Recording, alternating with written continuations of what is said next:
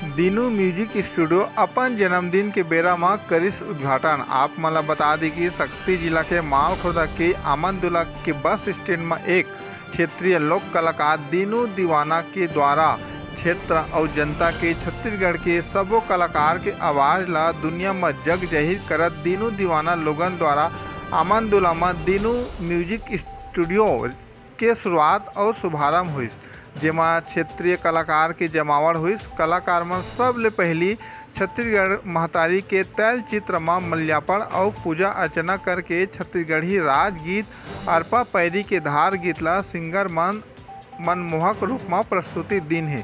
तब वहीं एक्टर आमनदुल्ला रहुआ बजरंग दुबे घलोक मौका में उपस्थित रहीन।